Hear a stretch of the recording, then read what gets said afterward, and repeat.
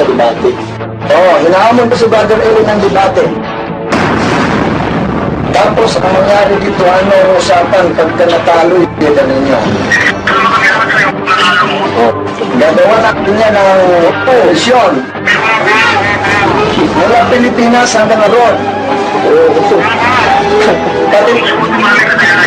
Pati proper test ninyo, ha? Pati proper test ninyo, ha? Pero, pagtunayan ko ayon sa referensya sa Biblia ng tunay na formula ng bautismo ay sa pangalan ng Panginoong Jesucristo. Hindi sa pangalan ng Ama, Anak at ng Espiritu Santo. Ang pangalan ko, Ruth Chaalain. Galing po ako sa pamumuno ni Pastor William Saraga sa The Kingdom of Jesus Christ, the Lord of Lords with His children. Ayun, ilang taon na po kayo dyan? 27 na po. 27 years na kayo doon sa samahan na yun?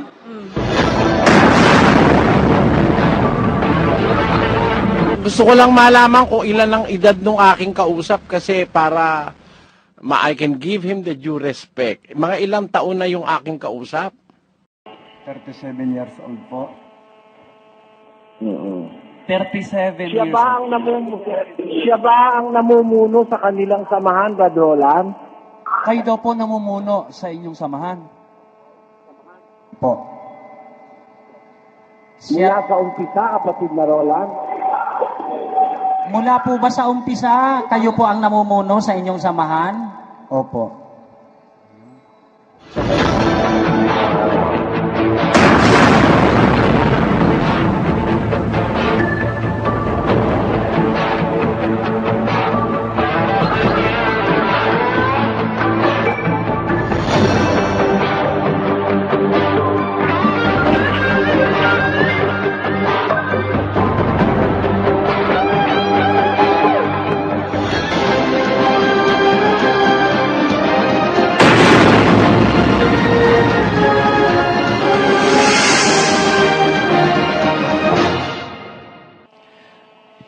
Magandang hapon sa inyong lahat.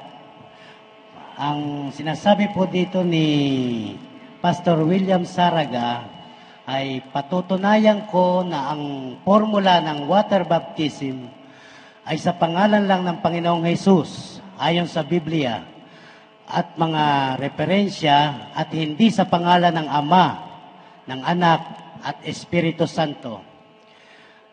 Ating bigyan ng pagkakataon si Pastor William Saraga para ipaliwanag niya sa loob ng 30 minuto. Start na. Ulitin ko, magandang hapon sa lahat ng mga kapatid na narito sa hapong ito upang saksihan ng isang pagpapahayag ng katotohanan ayon sa Biblia. Bago ko ito sasabihin bago ko bubuksan ang banal na kasulatan sa pagpapatunay upang maitatayo ko ang timang aking tinatanggap na itatayo, uulitin ko sa lahat, basahin ko muna ang 2 Corinthians chapter 2 verse 17 nang sa gayon malaman ng lahat. Sapagkat hindi kami gaya ng karamihan na kinakalakal ang salita ng Diyos, kundi sa pagtatapat at gaya ng mula sa Diyos, sa harapan ng Diyos ay nagsasalita kami para kay Kristo. So ito po mga minamahal na mga kasamahan, mga kapatid, sa hapong ito po ang aming pagpapatunay. Hindi po ayon sa aming explanation, kundi ayon po sa banal na kasulatan. Nais kong saksihan po ninyo ang isang kakaibang debate sa hapong ito. Dahil ang tema po na aming pinirmahan ay patutunayan ko ayon sa Biblia na ang tunay na formula ng bautismo ay sa pangalan lamang ng Panginoong Hesus ayon sa referensya at sa Biblia at hindi sa pangalan ng Ama, Anak at ng Espiritu Santo. So, hindi ko sinabing patutunayan ko ayon sa aking paliwanag. Babasahin ko lang ang Biblia at ito na po ang magpapatunay sa atin. Ngayon, unang talata na aking bubuksan. Kung kayo po ay may mga banal na kasulatan, buksan po ninyo ang inyong banal na kasulatan nang masaksihan po natin ang lahat. Kung maitatayo ko ba ang timang aking pinipirmahan. Una, Colossians chapter 3 verse 17. Kung kayo po ay may mga Biblia, buksan po ninyo Colosas kapitulo 3 versikulo 17. Sa wikang Tagalog po ay ganito po ang ating mababasa. Colossians chapter 3 verse 17. At anumang inyong ginagawa sa salita o sa gawa, gawin ninyong lahat sa pangalan ng Panginoong Hesus na magpapasalamat kayo sa Diyos sa pamamagitan niya. Uulitin ko sa wikang Tagalog, Colossians chapter 3 verse 17. At anumang inyong ginagawa sa salita o sa gawa, gawin ninyong lahat sa pangalan ng Panginoong Hesus na magpapasalamat kayo sa Diyos sa pamamagitan niya. Pangalawang teksto po na aking babasahin, Gawa chapter. Bago po tayo sa Gawa, mga kapatid, yung babasahin ko muna po pala ang English Bible, mga kapatid. Yung mga nanonood ngayon sa kanilang mga internet na hindi nakakaintindi ng Tagalog, maiintindihan po nila sa English. Colossians chapter 3 verse 17. And whatsoever ye do in words or deed, do all in the name of the Lord Jesus, giving thanks to God and the Father by Him. And whatsoever ye do in words or deed, do all in the name of the Lord Jesus, giving thanks to God and the Father by Him.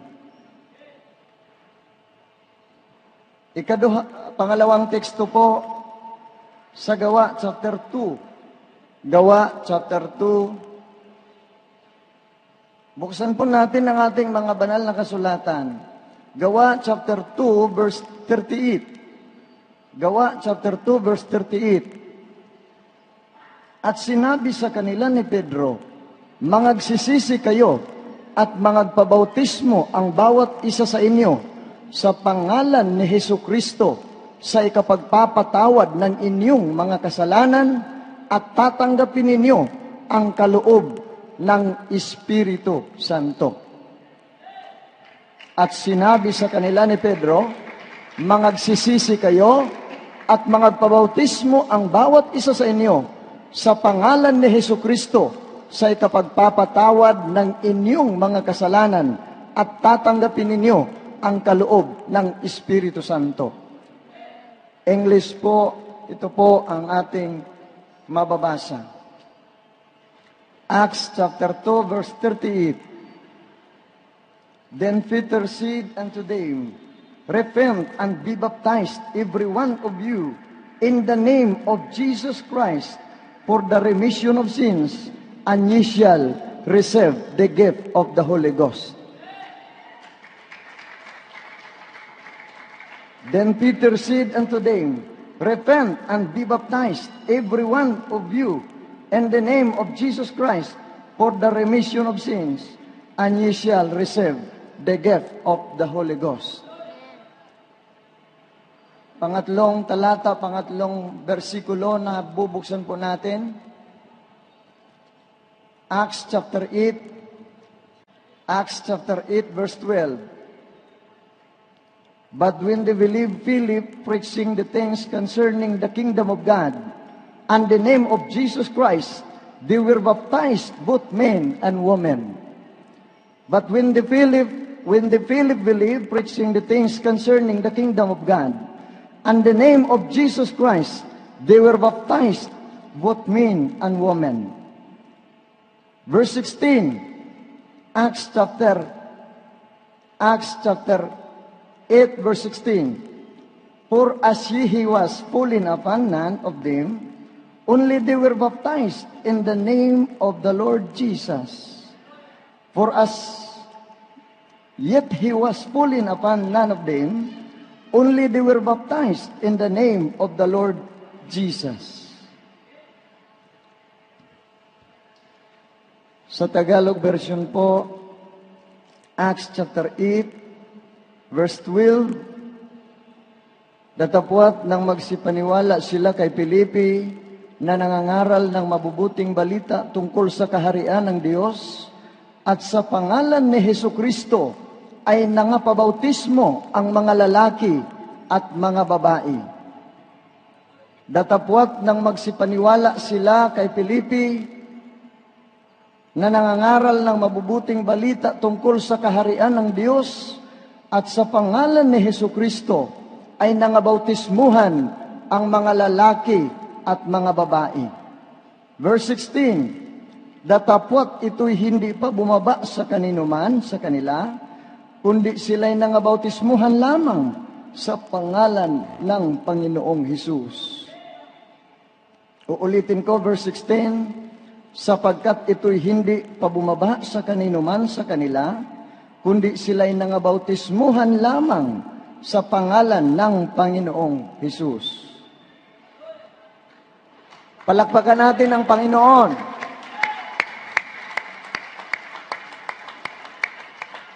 Pangilan na yon?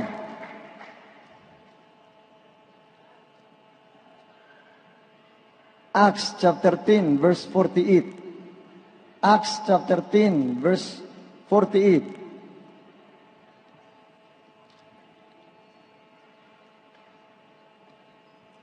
At inutusan niya sila na magsipabautismo sa pangalan ni Hesukristo, nang magkagayoy kanilang ipinamanhik sa kanila na matirang mga ilang araw.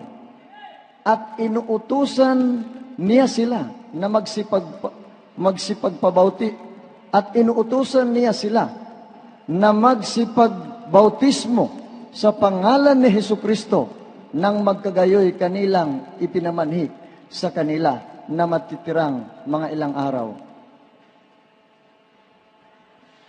Sa English po, mga kapatid, ito po ang ating mababasa. Acts chapter 10, verse 48. So he gave orders for them to be baptized in the name of Jesus Christ. Afterward, Cornelius asked him to stay with them for several days. So he gave orders for them to be baptized in the name of Jesus Christ. Afterward, Cornelius asked him to stay with them for several days. Susunod pa. Gawa, Acts chapter 19, verse 5. Acts chapter 19, verse 5. At nang kanilang marinig ito, ay nangapabautismo sila sa pangalan ng Panginoong Hesus.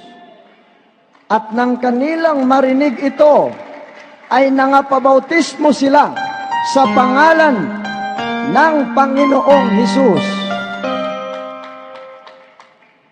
Sa English,